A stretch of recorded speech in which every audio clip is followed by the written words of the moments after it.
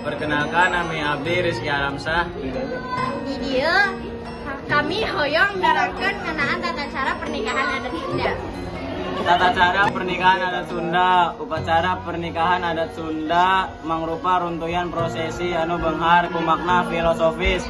Sakabe prosesna ngajenan kana nilai kasederhanaan, kerukunan, silih hormat kasolot, sarta harapan kehidupan rumah tangga nu rukun. Dina adat Sunda upacara nikah biasana dibagi kana 3 tahap: pranikah, inti nikah, akad jeung pasca nikah. Tahap pranikah nu kahiji denden omong. Nyaeta kulawarga calon pengantin lalaki ditembayan naroskeun status calon pengantin awewe nyamperkeun niat pikeun ngadekakeun secara resmi. Nu kadua ngalamar. Nyaeta prosesi ngalamar dilakukan ke keluarga lalaki anu datang ke keluarga awewe bari mawa serangan minangka simbol kasungguhan pikeun nikah. Nu katilu tunangan. Nyaeta aya tukar tanda pengikat seperti cincin atau lawon minangka lambang yen dua pihak geus setuju pikeun ngajalin hubungan ka jenjang pernikahan. Nu kaopat siraman. Nyaeta upacara mandi suci anu biasana dilakukan sapoe samemeh akad. Cai anu dipake asalna tina 7 sumber cai minangka simbol panyucian diri bau lahir bau batin. Nu kalima ngaras. Nyaeta calon pengantin awewe ngalukakeun upacara ngaras. Nyaeta nyuhunkeun idin jeung restu ka kolotna ku acara nyembah suku kolot salaku tanda bakti hormat jeung pamundut hampura. Nu kaneunem ngayak sareuh.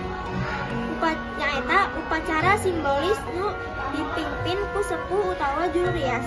Dina prosesi ieu calon pengantin dibere piulang ngeunaan kahirupan rumah tangga bari ngagunakeun daun sirih minangka mediana. Tahap inti nikah utawi akad.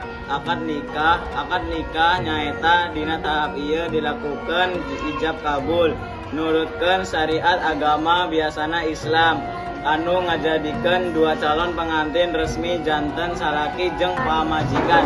Tahap pasca nikah utawi resepsi jeung adat. Nu kahiji mapak panganten. Mapak panganten nyaeta upacara nyambut datangna rombongan pangantin lalaki ku keluarga awewe diiringan ku musik degung atawa seni tradisional Sunda sejenna. Nu kadua kirap. Kirap nyaeta prosesi nganter panganten ka palaminan bari diiring ku tarian atawa acara adat sejen. Nu katilu nincak endog. Nincak endog nyaeta pangantin lalaki nginjak endog anu aya dina nampan jeung pangantin awewe ngabersihan suku salakina. Ieu ngalambangkeun yen salaki kudu siap mimpin sarta pamajikan daek nurut jeung ngadukung dina kahirupan rumah tangga. Nu kaopat saweran. Saweran nyaeta pangantin nyancepkeun artos receh, beas jeung permen ka para tamu minangka simbol berbagi rezeki sareng harapan kahirupan nu berkah. Nu kalima buka panto. Buka panto nyaeta aya dialog berbalas pantun antara pengantin halaki anu aya di luar panto jeung pangantin awewe nu aya di jero kamar. Tuluy panto dibuka minangka simbol dimimitianana kahirupan babarengan.